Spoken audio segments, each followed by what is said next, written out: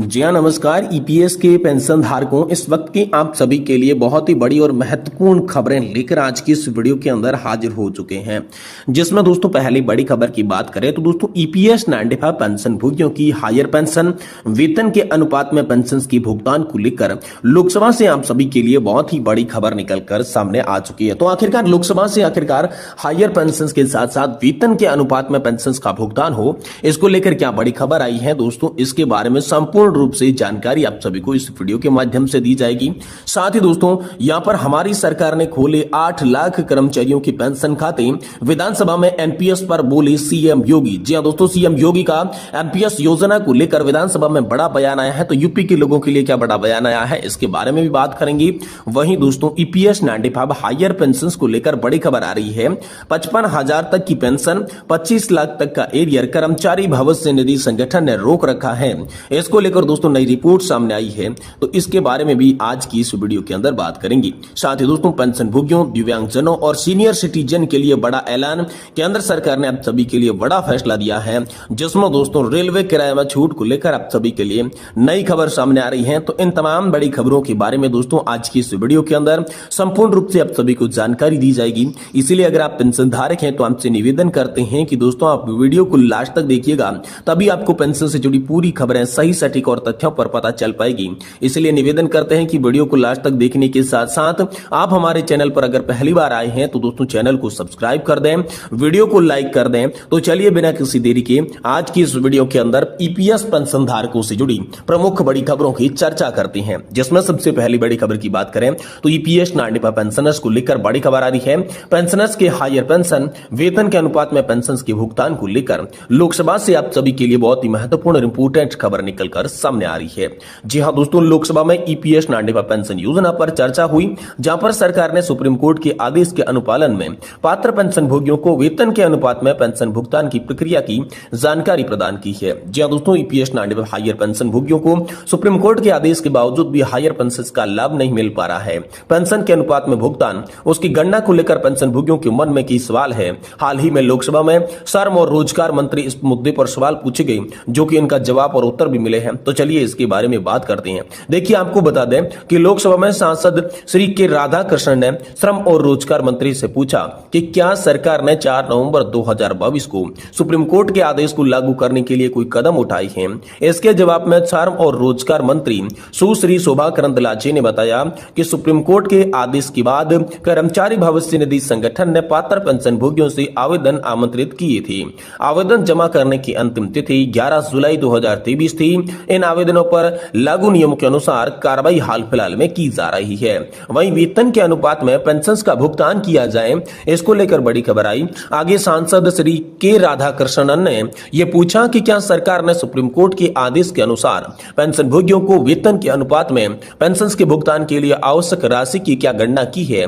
तो दोस्तों इस संबंध में सुश्री शोभा करंदलाजे ने बताया कि पेंशन की गणना ईपीएस 1995 के प्रावधानों के अनुसार की जा रही है, जिसमें यथानुसार गणना का जो प्रावधान है। तो दोस्तों श्री के राधाकृष्णन ने यह सवाल पूछा कि बिना दावेदारी कानूनी उत्तराधिकारियों के लिए कर्मचारी भविष्य निधि पेंशन निधि में बड़ी मात्रा में धनराशि पड़ी है, क्या इस राशि का उपयोग पेंशन से समानुपातिक में भुगतान किया जा सकता है। इस पर सुश्री शोभा करंदलाजे ने बताया कि ईपीएस 1995 के तहत पेंशन फंड एक फंड साझा फंड है और व्यक्तिगत खातों का रखरखाव यहां पर नहीं किया जाता। पेंशन फंड वर्तमान में घाटे में है, इसलिए राशि का उपयोग करना इसमें संभव नहीं है। वहीं दोस्तों ईपीएस 95 पेंशन भोगियों की हायर पेंशन को लेकर सुप्रीम कोर्ट के आदेश के बावजूद भी देरी का मुख्य कारण प्रक्रियात्मक है। सरकार के पात्र पेंशन भोगियों से आवेदन मिले, पेंशन की गणना के लिए आवश्यक कदम उठाए जा रहे हैं। हालांकि पेंशन फंड की वर्तमान स्थिति और साझा फंड के रूप में से रखरखाव के कारण पेंशन के समान अनुपात में भुगतान के लिए कोई अतिरिक्त राशि का उपयोग करना संभव नहीं होगा।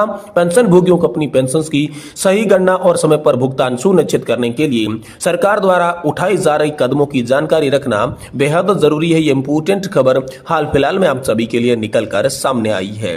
वहीं दोस्तों हमारी सरकार ने खोले 8 लाख कर्मचारियों की पेंशन खाते, विधानसभा में एनपीएस पर बोले सीएम योगी। जी हां दोस्तों, मुख्यमंत्री योगी आदित्यनाथ ने बुधवार को विधानसभा परिषद में न्यू पेंशन स्कीम को लेकर वक्तव्य दिया। एनपीएस पर पूछे गए सवालों का जवाब देते हुए उन्होंने प्रदेश में बीजेपी की सरकार बनने के बाद राज्य के करीब 8 लाख कर्मचारियों के पेंशन खाते खोले गए हैं। उन्होंने कहा कि 2005 में जब न्यू पेंशन स्कीम लागू हुई तब प्रदेश में मुलायम सिंह यादव के नेतृत्व में सपा सरकार थी। वहीं 2007 से 2012 तक बसपा और फिर 2012 से 2017 तक सपा सत्ता में थी। मगर यह दुर्भाग्य की बात है कि एक कर्मचारी पेंशन के खाते यहां पर नहीं खोल पाए, लेकिन हमने यहां पर हमारी सरकार के अंदर 8 लाख कर्मचारियों की पेंशन खाते खोले हैं। ये दोस्तों मुख्यमंत्री योगी आदित्यनाथ ने विधान परिषद के अंदर बड़ा जो है वक्तव्य एनपीएस को लेकर दिया था। वहीं दोस्तों अगली बड़ी खबर की बात करें तो ईपीएस 95 हायर पेंशन योजना को लेकर बड़ी खबर है। 55,000 तक की पेंशन, 25 लाख तक का एरियर कर्मचारी भविष्य निधि संगठन ने रोका। जी हां दोस्तों, ईपीएस 95 हायर पेंशन पर सबकी नजर टिकी हुई है। कर्मचारी पेंशन योजना के तहत ईपीएफओ से उच्च पेंशन मिलने वाली है। कर्मियों की पेंशन की गणना के अनुसार अधिकतम 55,000 रुपए तक की पेंशन बन रही है, जबकि दोस्तों steel authority of India limited समेत तमाम पीएसयू की पेंशन पर रोक लगा दी गई है।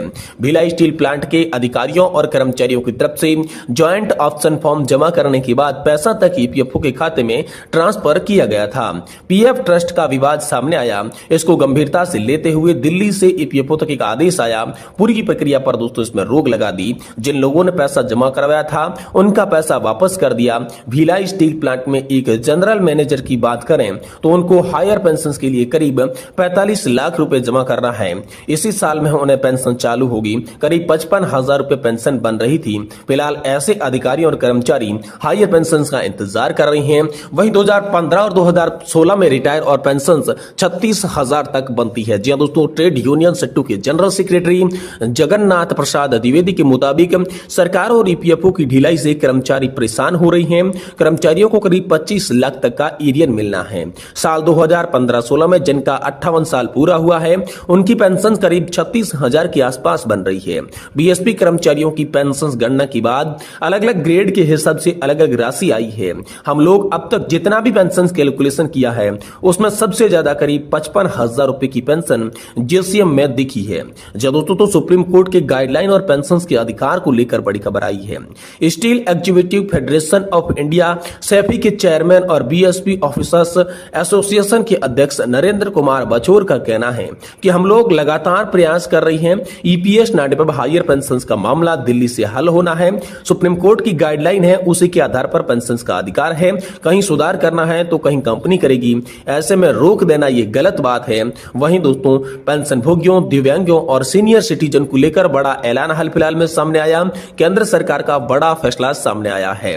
जी हां दोस्तों, कोरोना काल से पहले वरिष्ठ नागरिकों, सीनियर सिटीजन को रेलवे किराए में छूट दी जाती थी, लेकिन कोरोना के समय इसको बंद कर दिया गया था। अब तक इसको फिर से बहाल नहीं किया गया था। इसी को लेकर राज्यसभा में सरकार से प्रश्न पूछा गया कि क्या सरकार की तरफ से इसका उत्तर मिल चाहिए। तो चलिए हमको पूरी खबर की जानकारी देते हैं, जिसमें नए डिब्बों की शुरुआत करने की योजना सभी के लिए बनाई जा रही है। वंदे भारत ट्रेन में यहां पर सुविधा सभी को मिलेगी, इसकी बात की जा रही है। सीनियर सिटीजन को रेलवे किराया में छूट और रियायत दी जाएगी, इसको लेकर बात की। साथ ही ट्रेनों में यहां पर जो है आरक्षण जो है सीनियर सिटीजन और पेंशन धारकों को मिलेगा। इसको लेकर दोस्तों हाल फिलहाल में यूनियन बजट 2024-25 के बाद लोकसभा के अंदर रखे गई रेलवे बिल पर बोलते हुए तमाम सांसदों ने मांग उठाई। तो दोस्तों सीनियर सिटीजन को अब यहां पर जो है रेलवे किराए के अंदर छूट मिलेगी। साथ ही साथ दोस्तों जो दिव्यांग जन है, जो पेंशन भोगी है, उनको भी रेलवे किराए के अंदर छूट दी जाएगी। जो कोरोना काल से ठीक पहले जैसे उन्हें रेलवे के अंदर लाभ मिलते थे वैसे लाभ एक बार फिर से पुनः लागू किए जाएंगे। इसको लेकर लोकसभा के यह पटल पर मांग रखी गई, जिस पर सरकार हाल फिलहाल में विचार कर रही है। ये बड़ी खबर आप सभी के लिए निकलकर सामने आ रही है। दोस्तों वीडियो पसंद आया तो इसे लाइक करें और चैनल को जरूर सब्सक्राइब करें।